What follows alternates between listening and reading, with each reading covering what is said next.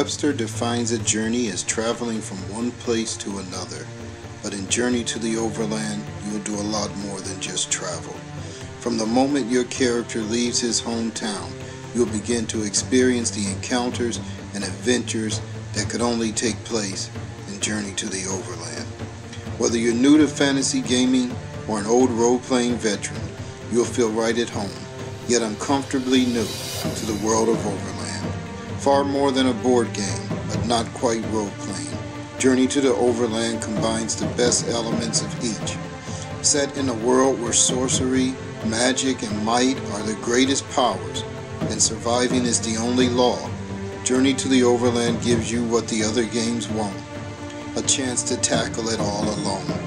With its unique encounter cards, various scenarios, and extensive use of non-playing characters, you have everything you need to enjoy hours of travels and adventures. But the only way to truly appreciate the commitment and dedication that went into this game is to grab your favorite figure, grab the dice, and start playing. Welcome to a way of gaming you will never leave, because once you begin it, there's no returning from. A journey to the Overland.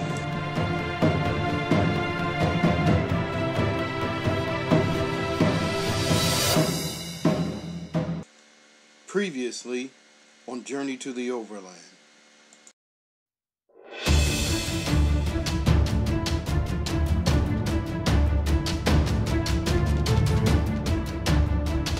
When I've tried to hire help, and you know what, I just can't use them no more. So I'm going to use these two. I will let the red be the 10 die. Check for an encounter. So I got a 29, so there is an encounter. I might change that green one into the 10 die next time. Oh, I found the thief. Says any positive roll, he will join your party for 5 gold pieces a day. Any negative roll, and the thief will either attempt to pickpocket you or rob you. What? Wait a minute, let me read this. Roll to see which he does. Make a thief check. If he passes, you lose all your money and jewelry, and he escapes. If he fails, he runs off as well. And he attacks. Oh, another roll. If I roll 0, 6 through 10, he attacks you to rob you. He will fight to the death. In combat, he will strike with both the dagger and long knife. If you kill him, you can take his copper bracelet and sell it in any town that accepts copper. Holy cow, this guy's got a 1,000 copper bracelet? So it's worth 1,000 copper pieces. You can also keep it and add +10 to any roll when dealing with the Thieves Guild. So that means if you're a thief, you could use that to negotiate with the guild. So this is going to be an interesting encounter depending on what I roll on the NPC reaction table. Alright, so I set up the encounter with the thief. This could get interesting. He's 2 hexes away. This is the figure that I'm going to be using. And normally I really wouldn't be too worried about fighting this guy. His endurance is only 63. He has a long knife that does 6 damage, dagger that does 9. So he could almost do 9 damage per round of combat. He has 60 gold pieces on him and in this copper bracelet. Which I don't know how much copper is worth compared to gold, but that's a lot. I guess I gotta roll an NPC encounter table. So I'm going to use the red as the 10 die again. I think I'll stick with it for a little while. 96? Whew! That doesn't sound like he's going to be attacking me. Wow. I don't know if that's an NPC comrade or not. Wow. That's one of the highest results I've ever rolled. Yes, he's an NPC comrade. NPC is very devoted to you and your cause. They will risk their life for you, going first or alone in any combat or dangerous situation. Will join your party as an NPC comrade. These NPCs may serve you in other capacities. Ho ho! So I got my first NPC comrade. Wow. This thief guy has now joined me as an NPC.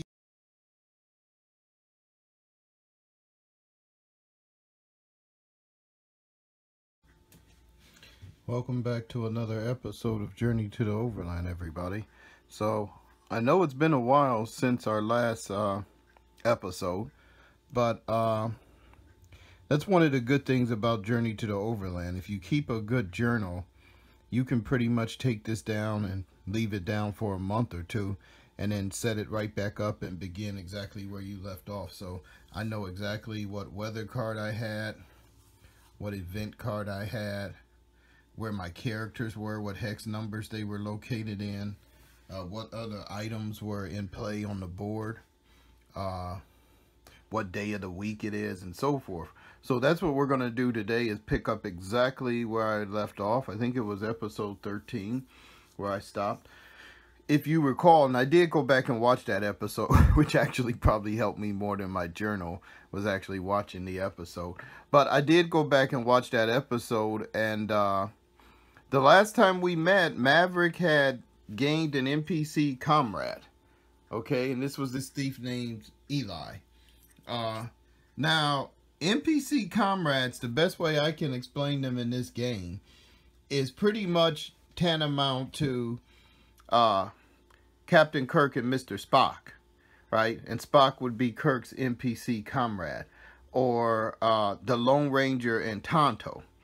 And Tonto would be the Lone Ranger's NPC comrade. Batman and Robin, Starsky and Hutch, Starbuck and Apollo, the Skipper and Gilligan. I mean, any combo, Fonzie and Richie Cunningham, any combo like that that you can think of in TV or history is what NPC's comrade represent. These are the guys that basically in this game will extend you. They are an extension of yourself. So, if anybody that watched Star Trek, always knew Spock was there to watch Captain Kirk's back. Fonzie always had Richie Cunningham's back in Happy Days. Starsky was always there with Hutch. Robin backed up Batman. And so forth and so on. The Tonto was there with the Lone Ranger, the Green Hornet and Kato. So I'm just trying to really emphasize how much of a huge thing it is to get an NPC comrade in this game. But to explain that to you in game terms, let's take a look at the NPC comrade rules.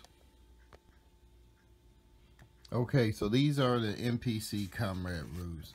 And just to kind of give you a summary, it says NPC comrades are NPCs who receive a 96% or higher, which I mean is very rare.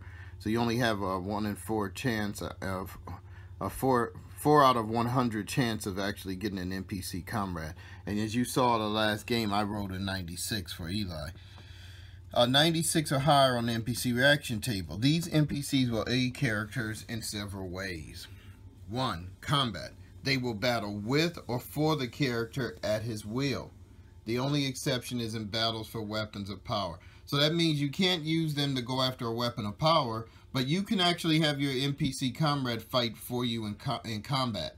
That is very important, because normally if you fall unconscious in combat, you're basically dead, right? And if you're alone, you're really dead. If you're not alone, I mean, whether if you have an NPC with you or not, and they stick around, I mean, I guess usually they will, but it depends. If you have an NPC comrade, they will fight to the death. It says, however, an NPC does battle for a character, the character receives no experience points for that battle unless he battled with the NPC. So basically, if you're going to send your NPC to clean up every encounter you get, you're not going to gain any experience points. you have to get into the thick of it with them. Wealth. The NPC comrade will loan or share any amount of wealth he has with a character. However, the character must pay him back as soon as he is able, or the NPC comrade will drop down to an NPC status of 81 to 95. Meaning, don't shaft your NPC comrades.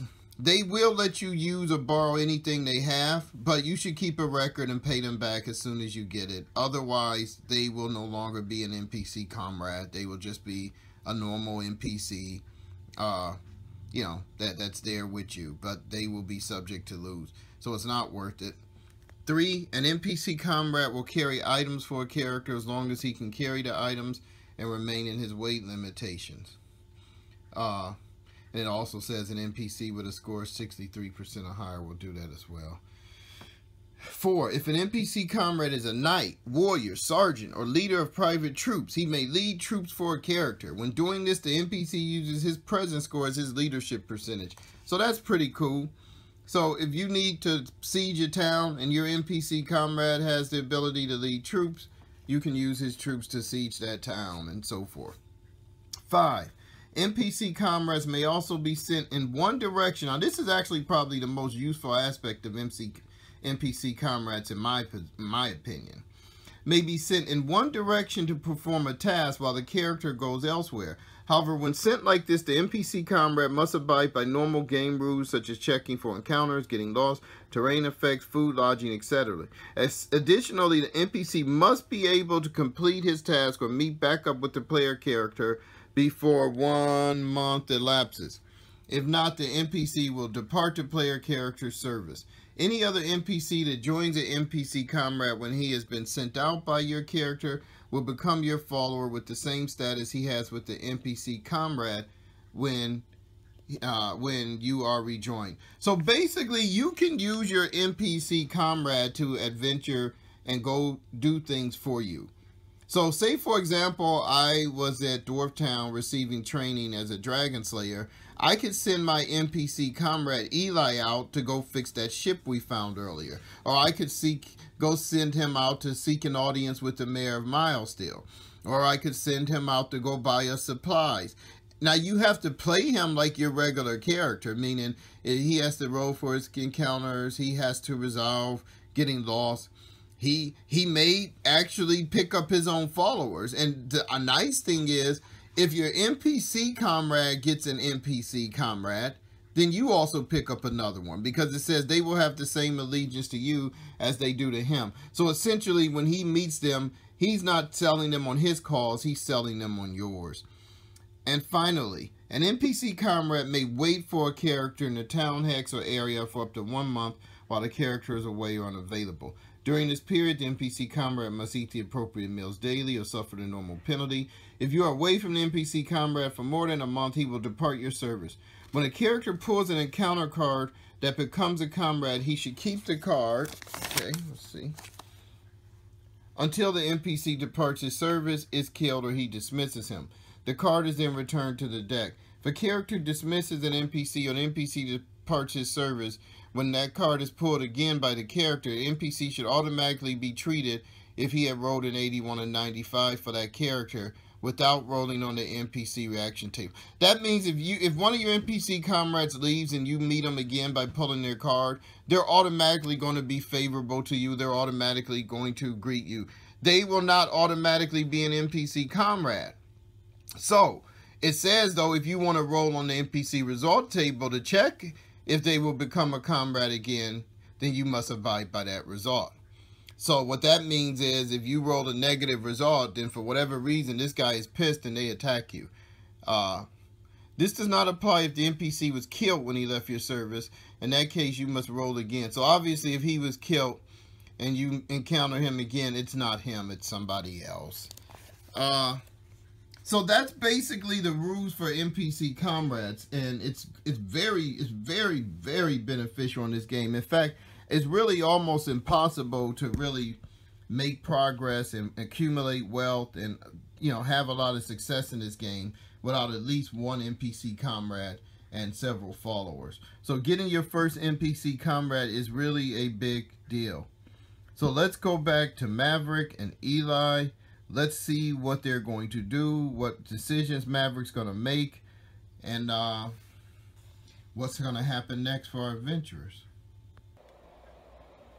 Okay, so having explained the NPC comrades to you, we're going to pick up where we left off with Maverick and his comrade Eli.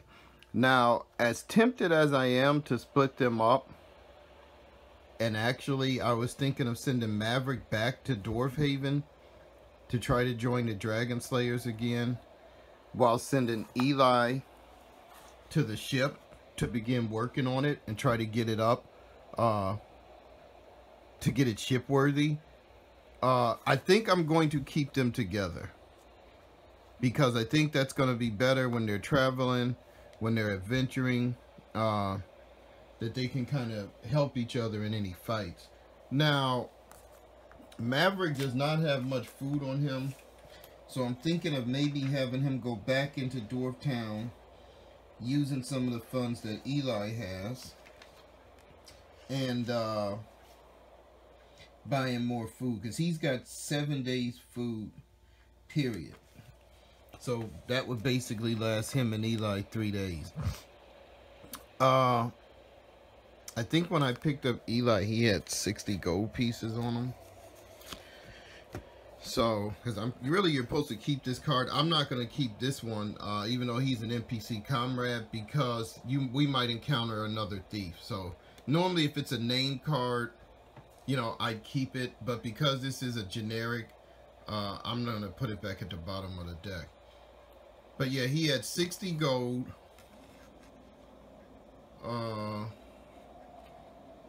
This 1,000 copper bracelet. Now, I looked that up in the book, and I cannot find any town that exchanges gold for copper.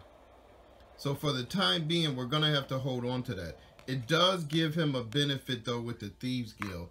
And there are some special rules for Thieves Guilds in the rule book if you have Thieves Guild, which he does. So he may even be able to get some work in the town through the Thieves Guild with that bracelet. So what we need to do is we need to pull a new weather card for the day. We're only on day 4 of the week, so the week is not over. Technically, Maverick could go to this royal breakfast, because is he level 4? Or is that something else? Well, no, you can get an audience with anybody there, but it would be a -20 on your seek an audience roll, but it's not a -20 on the result roll. So you -20 on your, or no, -30, because you're disturbing them. So yeah, good chance you're gonna wind up in jail. See, if I had a bonus, I would try this, because you could actually get an audience this week at King's Castle with any of the mayors. So that would include Dwarfhaven, Elf Mountain, all of them. But because of that negative, and I don't have anything to offset that, I'm not going to do that. So the first thing I'm going to do is I'm going to pull a new weather card for the day. Technically, Maverick and Eli are not in the same hex, because Eli was 2 hexes away when they met and resolved their encounter. So Maverick moved 1, because I think he came out of the town here. Eli moved his 2, right? Because Maverick could only move 1 because of the rain. That's what happened. So they were like 2 hexes away. And I think Maverick moved 1 toward Eli, and Eli moved 1 toward him. So they wound up here. Because I think Maverick or something was in this hex.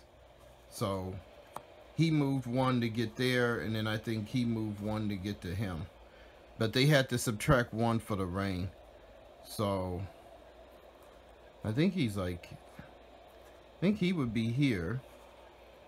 If they were 2 hexes away, that's 1, 2, 3 hexes, right? So this is 2 hexes away. 1, 2. So then he moved 1. He moved 1 out of town. So this is where they're at. So technically, they would have to roll separate for encounters if they both move. If Maverick just goes to Eli, then only he would have to roll, and Eli could stay there. But what I'm going to do is Maverick is probably going to rest. So let's get the weather card out. Which one of these is my weather deck? It's got to be this one. I think I had just shuffled these last time. So So that's today's weather. Oh crap, it's fog. What does this say? For any travel, players must check for getting lost unless they own a lantern. There is a 60% chance they will get lost. No air travel is allowed today. So, do I own a lantern? I think I sold a lot of my crap off the last time I got arrested. I don't know if we ever went and bought a lantern again or repurchased it. So, I don't see where I have a lantern, tunic, breeches, and boots. No lantern.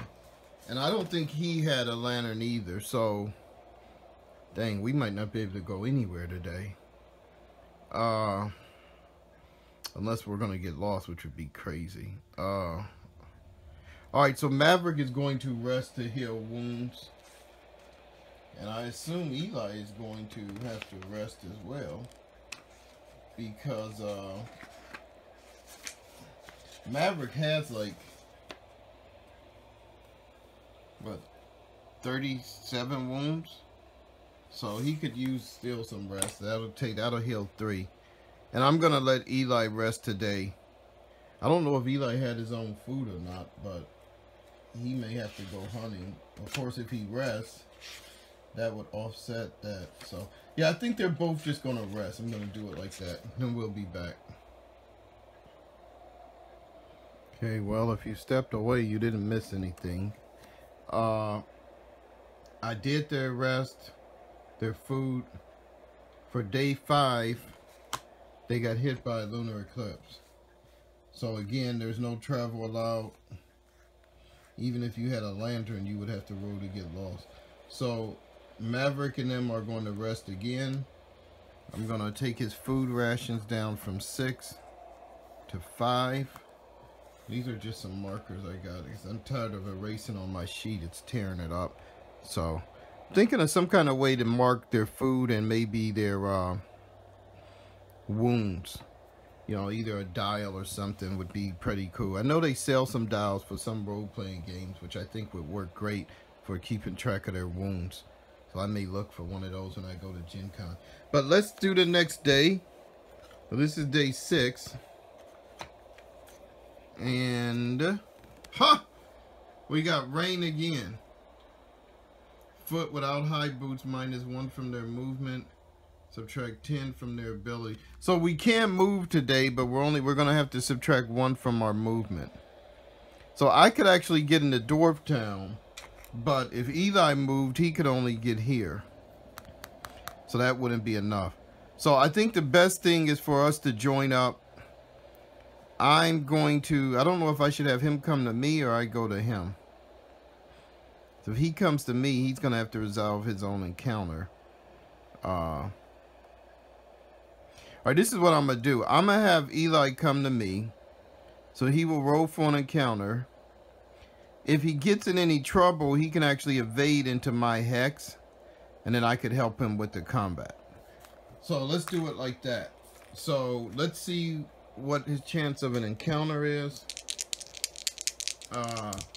Open land to open land. I think that's 75%. So if I get anything less than 70, I'm gonna have an encounter. So I'm going to use the I've been wanting to switch over to the green die as the 10. So let me try that. Let's see how that works out. Let's see if you can see this. Okay.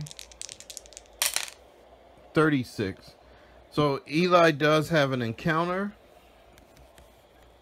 Oh, what is this? The She-Queen Venera. Oh Lord, come on, focus. Wow, she has 200 gold pieces. She's 1 hex away. Venera is queen of the jungles and a valiant female warrior. She has an extraordinary appeal among female NPCs.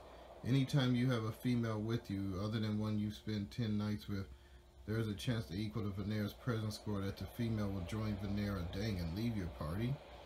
However, if Venera joins your party, there is the same chance that any female NPC you encounter will automatically join your party.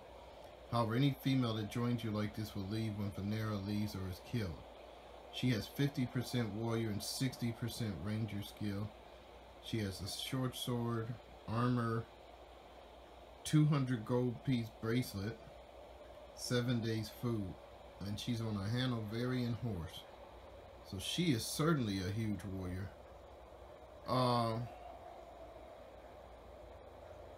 Well, I guess Eli is the one who encountered her.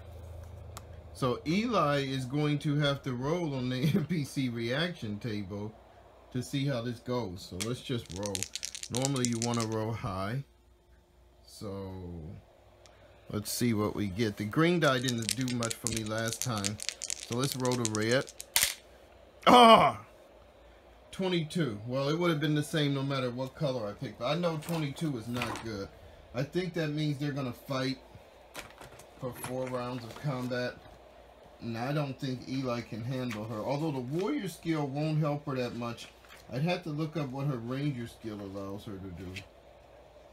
The NPC reaction table.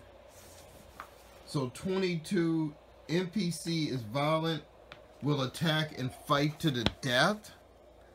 Holy cow. Right there. So she wants to kill Eli. Wow. Said she's violent and will attack and fight to the death. Alright, let me set this up. Alright, so this is the miniature I bought specifically for this card of the She-Queen Venera. And I actually think it's a good version of her. She's got that massive sword. I think this is a hassle-free miniature. So if we set this up, she is... How many hexes away? She's 1 hex away from Eli. So let's just put her right there.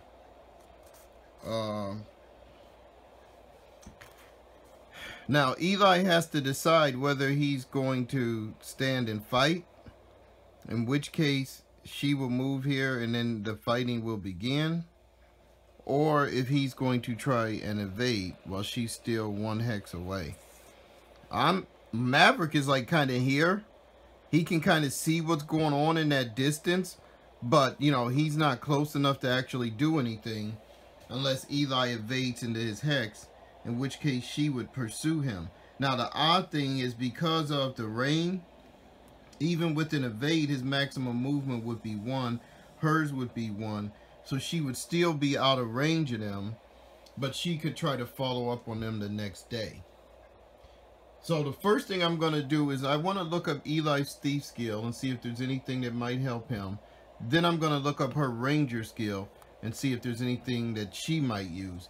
Now remember, she looks at this as a fight to the death, but Maverick and Eli don't have to fight her to the death. If they defeat her and want to leave her unconscious or even run, they can do that.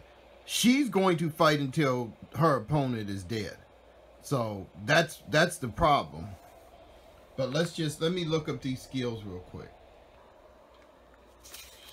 So we haven't looked at the thief skill before because it's not really a skill most player characters would pick. I mean, it has some uses, but it doesn't really help you in combat, which a lot of people are combat heavy.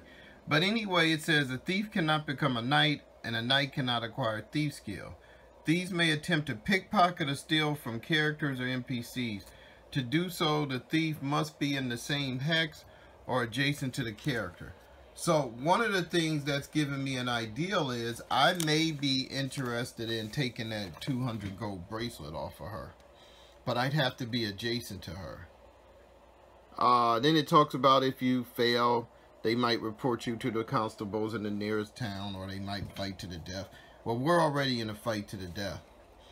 Thieves may also use their skill in a town to steal 1 item that's sold there.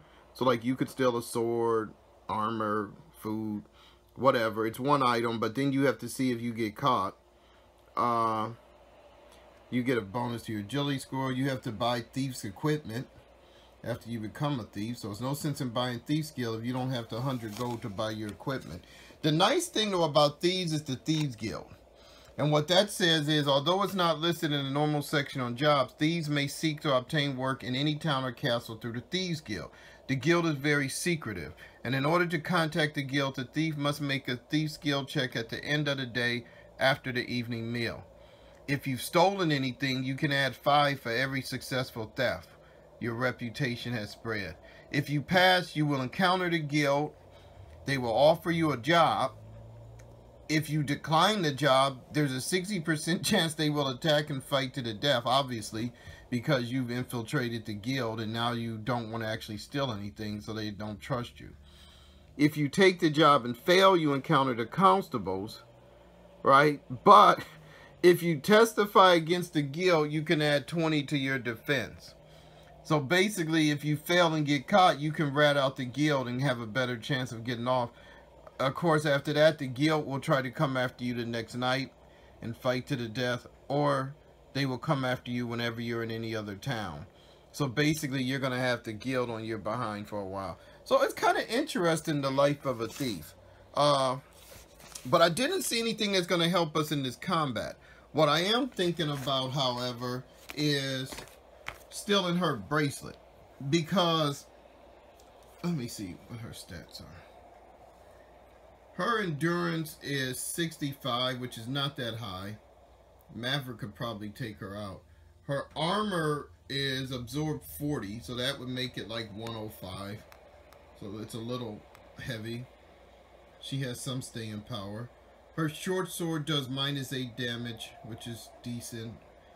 But I don't think it's going to take either one of us out. So we could just kill her and take her stuff. I would actually get the horse. If any of the armor is left, I could get the armor. So let's see how we're going to do this. So we looked at Eli's thief skill. Let's look at ranger skill, which is what Venera has. So as we can see here, rangers is actually one of the advanced skills because it's 20,000 XPs. It says rangers are masters of nature. You must have a presence score of 70% or higher. They -20 from their chance of getting lost. They can call a horse to them for transportation whenever they're in any forest. Well, that makes sense why she has a horse. They add 10 to their presence scores. Masters of the staff. So whenever they're fighting with a staff, they do -5 additional damage and get a +5 modifier. Most animals will not attack a ranger with the skill score of 70% or higher. So like if I had an animal companion, it would not attack her if she had a 70% or higher skill score as a ranger. Which, what is her ranger skill score? She's only a 60% ranger.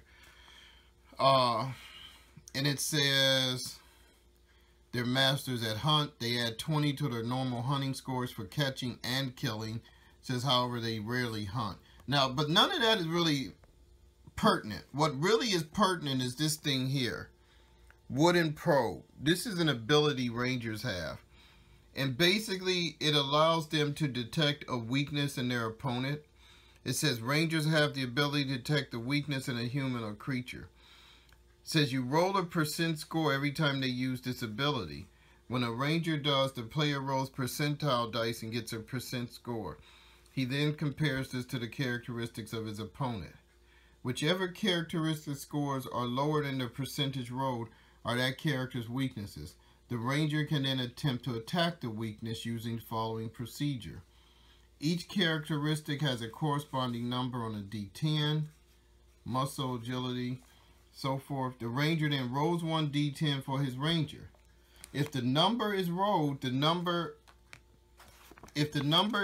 the same number for the same characteristic or heuristics of that character's weakness, then the ranger has successfully found and struck his opponent's weakness, knocking him unconscious for 3 rounds of combat, or 1 day if not during combat. The wooden probe can only be used once per opponent during combat. Now there's an example in here, but I'm going to show you guys how that works. So let's say Venera wants to use her wooden probe on Eli. Now, she can only use it once per combat per opponent. So even if Eli came here with me, she could use it once on him and then once on me, but she couldn't use it twice on either one of us, right? Not in the same combat. But the way it would work is, now first of all, with any skill, before you use it, you have to pass a skill check. So she's a 60% ranger, so she needs to roll 60 or less on her skill check. And I just want to remind people that, because sometimes you might have a skill, but it doesn't kick in, right? It's sort of like you could be a special forces trained guy, but something could literally put you in such terror and you just freeze. You freak out. You know, maybe you got a guy next to you whose head gets blown off right in front of you, and you just literally freak and freeze and lose it. Doesn't matter whether you're special forces or not. You know, it's not going to help you in that moment because you freaked. So we always roll somebody's skill score to see if it's available to them, or if they're using it, they have the presence to keep their skills about them. So she's a 60% ranger. We'll use the red as the 10 die. She rolled 63. So normally her skill would even be used in this combat, because you can only use it roll once per combat. Now, if you have a skill where using it is a check, then you don't have to roll separately. So say a thief is robbing somebody and he's trying to make a skill check to see if it's successful. He doesn't need to roll to see if he has a skill, then roll to see if he succeeds, because the roll to succeed is the skill check. But at some point when you're using a skill, you do have to make a skill check when you first use it. Or sometimes every time you use it, depending on what you're doing. So, but let's just assume for this, she rolled a, let's just say she rolled a 20, right? And her skill kicked in. Now she wants to do the wooden probe. So she'd roll percentile dice. So in this case, she got, let's just say 71, okay? So she'd look on his thing and say, okay, which of his stats are below 71? Well, there's a lot. His muscle, his wisdom, his presence, his endurance, and his ability are all below 71. So now she's going to make her attack with 1d10. Here's the actual attack. She rolled a 7. So if we go back to her skill, a 7 means you attack the person's presence. It's their presence score is on a 7 or 8, it was their presence. So then when you check to see, is his presence below 71? Was that one of his weaknesses that she detected? His presence is only 55. So it is below 71. So because she struck one of the ones that was a weakness, Eli would fall unconscious for 3 rounds of combat. Okay, that's just kind of an illustration of her during the combat, doing something and just catching him and knocking him out, right? So he'd be unconscious for 3 rounds of combat. She could actually now attack him 3 times without him attacking back. And then he would get up on the at the end of the 3rd round of combat. But, with her sword, that would be 24 points of damage. I mean, what is she? I think her sword does 8 damage. Yeah, 3 times 8 is 24. So, I mean, that's a very powerful attack. And then she could use it against another opponent if it's successful. Now, to give you an example, let's just say she had rolled, which one? Let's say she had rolled a 2, right, as the attack. Well, the 2 would be his agility. And because his agility is 88, which is below the 71 that she rolled when she did the probe, the attack would fail. Her wooden probe attack would fail, and she couldn't do it again. So that kind of shows you what each of them has available. And that does put a difference on things, because that attack could actually do some damage to Eli if he does not do something to negate it. So he's going to have to decide what he's going to do. This combat is going to occur one way or another. She's got blood in her eyes, and she's determined to fight to the death. So that's what we're going to take up next, is this fight. But I just wanted to put that out there so that everybody always remembers when you see these skills on these cards, or even with your own characters, always look them up, try to get an understanding of what they are and what they do, because they can definitely change the decisions you make during a combat. Because, for example, say I had just started the combat, and then I'm rolling for her attack, and I say, oh, well, let me check her ranger skill, and I see this wooden probe. And maybe I'm already down where my endurance is down to 20, right? And then she does that and I'm unconscious for 3 rounds. I'm dead, right? I would be dead, or Eli would be dead. So you want to do that before you set up the combat and start making up your mind what you're going to do. Because he can try to evade, which would put him in my hex. She could do a pursue, right? Which would put her there. She would get a free strike at him. And then the combat would get resolved next. Because I was thinking of having Eli stay here, let her close, and then try to pickpocket her, and then try to evade. But if she gets within combat, she can do that wooden probe, which would probably knock him out for 3 rounds. Which means he's going to take that damage. If he tries to evade, she's going to get another strike. So he could almost be pretty much dead. I don't know what I'm going to do yet, but we'll see. Okay, we're back, and this is what we've decided to do. Eli is going to evade out of the combat into this hex where Maverick is waiting on him. Now, the evade move is free. He doesn't have to roll for that. She will get a free strike. But before I roll for her free strike, I need to see whether or not she is going to pursue him. And that means he has to make a luck check. If he passes, she just takes the free strike. If he fails, she pursues. His luck is 81. So let's use the red. It's going to keep the red as the 10 die. So he rolled 53. So really, she is not going to pursue him, unfortunately. Which means we're not going to have a chance to get that gold bracelet. She will get her free strike.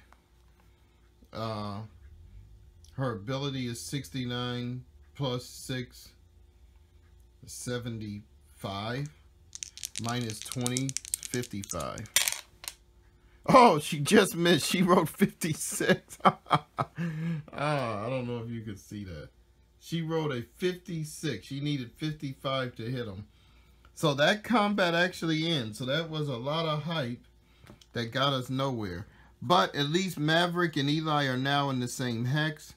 So I really don't have to mark them like that. But we know they're traveling together now with Maverick marking the hex. They both... Now Maverick didn't go anywhere again today. So he can get some more rest, which will take some more wounds off of him.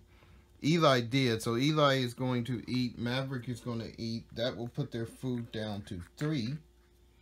And then tomorrow they're going to have to make a decision as to whether to head into town and resupply or to begin their travels and their journeys. Wow, that sucked. I was almost hoping that she would pursue him and then she would end up, I think, there. And then I was thinking of having Maverick go here, resolve any encounters, and attack her. And I was thinking of letting Maverick take her on. Which, I don't know if that would have worked out better, because then she could have knocked me unconscious. But I was really just trying to think of a way to get her gold bracelet. But I guess that didn't work out.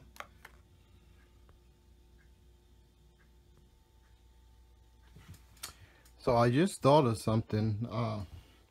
After that combat ended, was She Queen Venera had 50% warrior skill as well. And while warrior skill does not allow you to strike twice in combat, it does allow you to strike 2 opponents in 1 turn. So even if Eli had joined me, she could have actually made a strike against each of us separately during combat. So if things had went perfect for her, let's say her ranger skill kicks in, her warrior skill kicks in, she does the wooden probe attack on Eli, knocks him unconscious, right? She can then strike him. She does a wooden probe attack on me, knocks me unconscious. She can then strike me. And while we're both unconscious, she can literally get 3 strikes, a total of 3 strikes, as we're going to be unconscious for 3 rounds of combat against each of us before we recover. Then once we recover, she could again begin to fight both of us, getting free, being able to attack 2 opponents in 1 turn. So she was actually probably a little more formidable than her card made it appear. It would have been an interesting fight. I mean, I do have fighter skill, which allows me to attack twice in combat, ignore modifiers. I know it was raining, so that would have been a -10 to her ability score. So I still think we would have won. We would have prevailed. But I mean, it could have got hectic, because if we went unconscious, I mean, my endurance right now is about 60. So that would have put me down to a minimum of 40. Eli's is starting at 60, so he would have got down to 40. So, I mean, we could have been pretty battered. And I mean, imagine if she had some help. Imagine if we had a female in our party who she had managed to use her other ability on, who would have turned on us and helped her. That could have got scary, right? That could have got scary.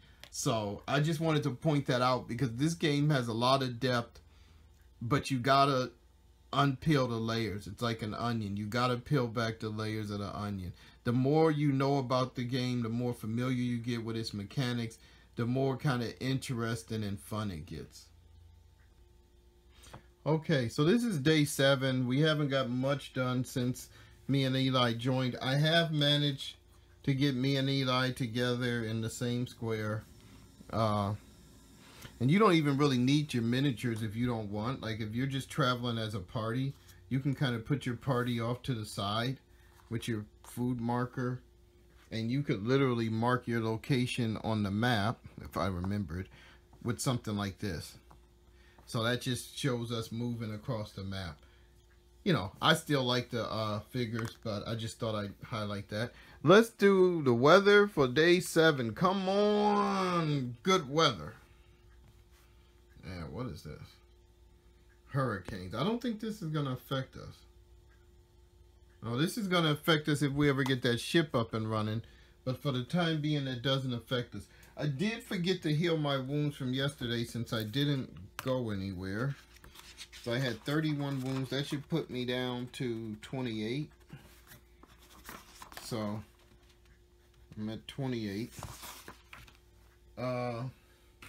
Now, I was saying whether or not we were going to... Oh, that's fuzzy. I was saying whether or not we were going to go back into Dwarf Town and buy supplies or journey on. I think the smartest thing is just to go into Dwarf Town. I think I have a few gold pieces or silver. I have 12 gold. Eli has 60, which I can borrow. So that would get us some food. I really wanted her armor because I wanted to buy, I wanted her gold bracelet because I wanted to buy me some armor. Now, another thing I'm thinking is we could try to get to King's Castle. We won't make it in time for that royal breakfast, but we might be able to knock off a few people and pick up some gold there. But I should have had Eli try to hunt yesterday, but I didn't. We've only got 3 things of food. So we could go into town and try to buy some supplies. We're going to have to roll for an encounter going into town anyway. Dwarf Town is actually... I think I've been saying it's in the plains because it's like right before you get into the mountains. If you can see this here. So the mountains kind of begin on the edge. Dwarf Haven is definitely in the mountains. Dwarf Town, I have been saying, is mostly in the plains if you look at the image. I'd say maybe it's like a 15% chance. 85. If you're just rolling for it, you could say 85% it's in plains. 15, you get that, it's in the mountains. But I'm going with it being in the plains or open land. So our encounter percentage is 75. Red die. Oh! You didn't see that. I rolled a 94. So there's definitely not going to be any encounter. So we can get into Dwarf Town with no problem. Now that is a daily action, traveling. So, but we can buy supplies now that we're in there. We have to pay for lodging, but we can, we can combine our lodging. And so I just need to supply them up. But I think I'm going to call it at that. This has been a long episode, even though there wasn't a lot going on, mainly because I wanted to go over some of the rules we were seeing for the first time, like the NPC comrades and the ranger skill and so forth. And just kind of showing you how to deal with your first NPC comrade. I had to make sure we got into the same hex and had to do some other things. But I hope you guys enjoyed this episode. I will try to get another one up much sooner than it took me to get this one up. But yeah, I'm actually excited. I mean, I've actually got me a Tonto to my Lone Ranger, Mr. Spock to my Captain Kirk, a Kato to my Green Hornet, and Apollo to my Starbuck. So just stay tuned, guys. So it should get interesting. Take care. My name is Maverick. I'm from the town of Milesdale, and I live in the Overland. The Overland is a dangerous place. You never know what you will run into, and you never know what you will find. When at all possible, never ever travel alone. And when all else fails, it's better to run and live to fight another day. And in the end, if you have faith, hope will light your way.